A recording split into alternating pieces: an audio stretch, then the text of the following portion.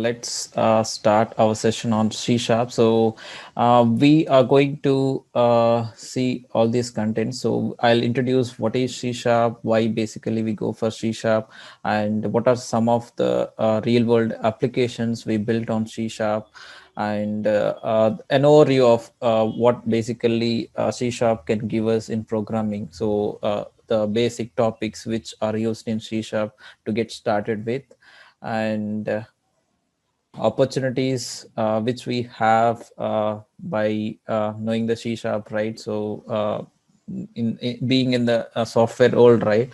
So we being as a programmer, we have so many opportunities, and I'll go through each and every opportunity which I have come across for C Sharp. So basically, C Sharp is another programming language like Python, Java, and C, C++, all these things. So the main thing which I would say C Sharp is going to be something which keeps C Sharp at the top level is it was developed by Microsoft. So Microsoft basically is a big organization as such. It is one of the biggest company in the world, and it runs a framework called .NET framework. .NET framework is basically is used for all applications like Windows applications, web applications, whatever you name it. We can basically develop it using .NET framework. And predominant programming language which is used in .NET framework is C Sharp. So you basically get that particular advantage of using C Sharp. So you have all the tools developed already. You have all the support guys supporting you. You have latest versions coming up. So all the features which are in other programming languages will be supported by Microsoft, and they come up with a very modern features in C Sharp, which most of the languages like C, C++ are lagging behind, because C, C++ are the initial languages which we got to know. But after being like, let's take a developer who is actually developing C and C++. If he comes to know something like C Sharp, right, it gives him like a heaven. It is like a heaven, because you don't need to write so much code. First thing, you basically have so many IDEs to support, like Visual Studio. You'll have a very good documentation, not like something like C and C++. It is not an open source, it is well maintained by Microsoft, so you'll have a very good documentation as such. So basically it is an object oriented program which is similar to C++, and with some features being developed like upon C++ actually. So it has an extra advantage of having so many features which you can't find it in C++. So we started the C Sharp with the basic version of 1.0. The moment they released .NET framework, they have integrated their programming language C Sharp with it. So they simultaneously release Visual Studio version, which is predominantly used for developing C Sharp applications. So Visual Studio is integrated development environment IDE we use. So each time they release a .NET version, so they are going to release C Sharp version with very good new features. And it keep going, and right now we are in C Sharp 8. And yeah, so let's see some of the real world applications where we use C Sharp. Predominantly I worked on C Sharp basically in my software uh, industry. So these are some of the applications. So I have worked on developing games. I have worked on applications like trading applications and web applications, and some of the tools, utility tools, which basically talk to controllers. So I'll go through these details when I explain the job opportunities. Maybe I'll go through each one where which industry basically requires C Sharp, basically, whenever we say we use C sharp, it can be replaced by other programming languages also. But there can be an extra advantage. There can be a specific requirement which makes us to go only to the C sharp programming language. So that can be done by other programming languages also, but we have an extra advantage of developing this in C sharp. So that's why basically whenever we built a very big enterprise level application for the at the initial stage, right, we go for C sharp for some reasons, and I'll go through why and when we go to C sharp. Basically, C sharp is an object oriented programming, and it basically have six pillars, like class, object, encapsulation, abstraction, polymorphism, and inheritance. So I'll go through each and every one in detail. And yeah, so class is basically a very basic thing which an object-oriented programming person has to know. So wherever you like, whatever we define right in programming, before basically object-oriented programming, we used to have C, which is not an object-oriented programming. There we just write a code on a line by line. It just execute line by line. So it's not the case with object oriented programming. You can design your application so well. It can be well organized, it can be well maintained. It you can basically reuse the code. So for that purpose, people have introduced class. So class is nothing but a template which basically we use to create real-time objects. So let's take an example, right? So let's take a human being. So human being as such is a class, and whatever. So let's take some guy is there like Satish, and some guy is there like Ramesh. Okay, so we have two persons who are Ramesh and Satish. So each a person will have a particular characteristics, right? So let's take Satish is tall and Ramesh is short, something like that. They may differ in color, they may differ in so they have different properties. So they have different level of the state, right? So basically, human being is something which defines that a human being will have two hands, two legs, two eyes. So it doesn't say like it doesn't basically go into the specification. So it just give the template. That's what it is saying. So it is just a template which is used to create an object is a concrete object, a concrete person.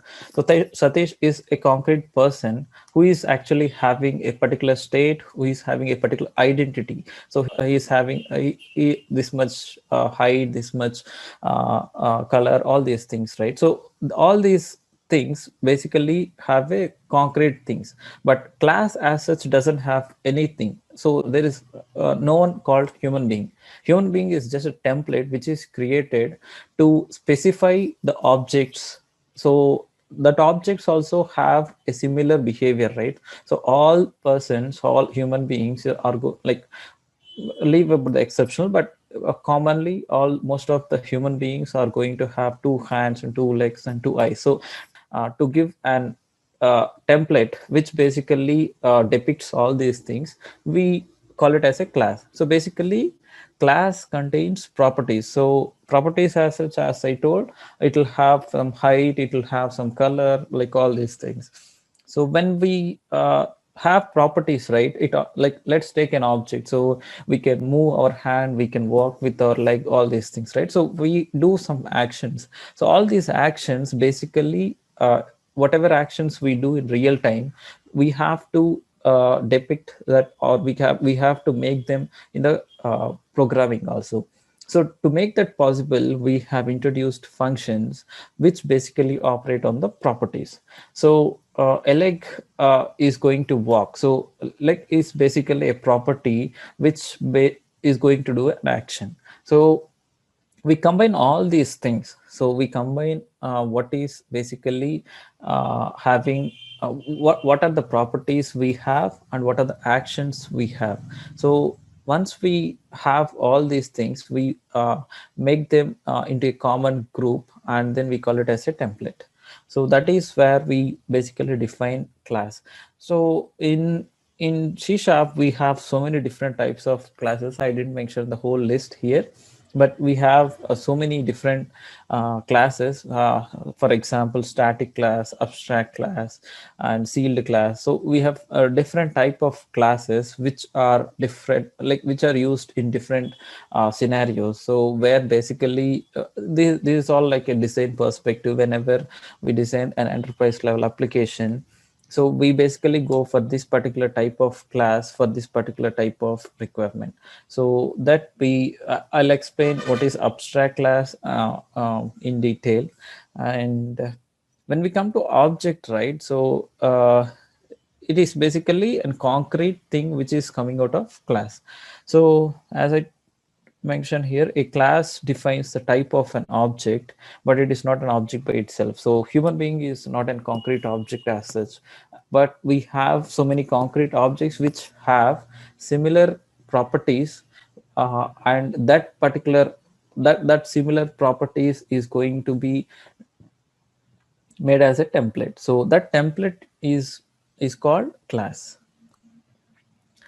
When we come to object, as I told, it gives a concrete identity. Okay, this person is Satish, this person is Ramesh, this guy is having a name called this, and he is of height this, and likewise he have his own properties. It is not going to be a common thing which is between 100% or 1000%. That particular guy is going to have a real world entity.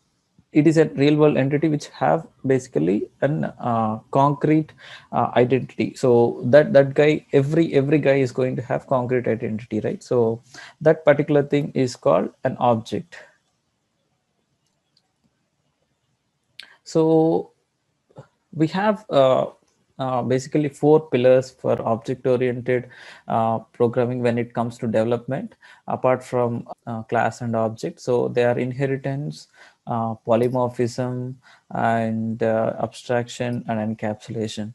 So maybe just give an I'll just go through the slides, and then I'll give how basically we showcase all these things in real-time coding. Okay. So inheritance is something like, so let's take, we have a car. Okay, we have a company, a car company. Okay, so let's take a Honda company, right? So Honda basically have, let's take from some 5 to 10 models of cars. So they're not going to change the whole thing for each model, right? So they have their own specific things which needs to be maintained for that brand.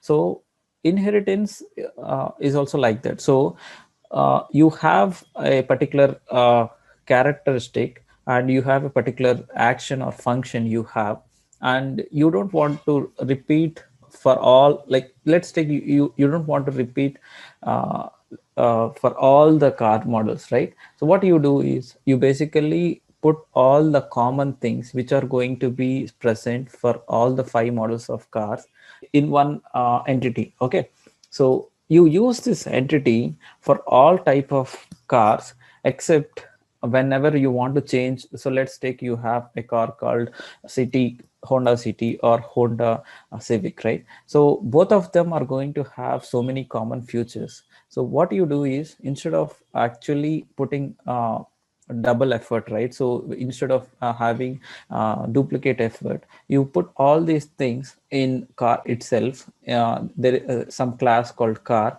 You basically inherit all those properties or functions in each of the models, and this way, right, you are basically reusing everything, right? Whatever is present, whatever is basically present at the top, you're going to inherit and then reuse. So the class that inherits from another class, right? So whatever class we are going to inherit, right, that is going to be called as derived class in C sharp. And whatever class basically maintains all the common features, it is going to be called as base class. So we basically put every common behavior in the base class, but it doesn't mean that you can't actually override all those functionalities. You basically can override, if at all you want to override any specific functionality. The only thing C Sharp provides is it gives an opportunity to reuse the code. Uh, that's where basically inheritance comes into picture. So polymorphism, we have two type of polymorphism, static polymorphism and dynamic polymorphism. So static polymorphism, so basically polymorphism itself is performing a specific task in various ways. So let's take, you want to run, okay? A human being have an action called run. So whenever a particular guy is going to run, right? So there are so many different ways of doing this, right? So whenever you want to change, so whenever you want to do that particular action in different ways, right? So you basically go for polymorphism. And so let's take a car example, right? So let's take, we have an Honda City and Honda Civic. So let's take, we have two models of cars, and so both of them are not going to have the same acceleration, they're not going to have the same top speed, right? So we basically can override the basic level of Honda cars, right? So whenever you want to perform a particular action like accelerate or whatever may be the action, right? So whenever you want to accelerate, change the functionality of a specific behavior, right? So you basically go for polymorphism. And yeah, maybe I'll go through this in detail in when we go into the coding. Okay, so this, I think heading is not correct. So encapsulation and abstraction is what I mean. So there is something called encapsulation in C Sharp, so which basically gives an like gives us, it is one of the feature where, so it basically hides whatever is unnecessary. So let's take, you have a car and you want to start the car. So just pressing the button is what actually a customer has to know. So he doesn't need to know what is going to happen inside the engine, inside the car, all these technologies. He doesn't want to know, right? So it is not even necessary for him to know, because all he wants is just to start the car, and that is what actually need to be exposed. So other than this, right, so if at all something else is exposed to him, it is going to rather like it is not going to give clarity, rather than like it will confuse him actually. So whenever we define a functionality, right, we actually maintain encapsulation. So we encapsulate basically, so that we basically hide all the details which are actually unnecessary. So yeah. And abstraction is one of the important thing which we actually need to look upon when we design on enterprise level applications, right?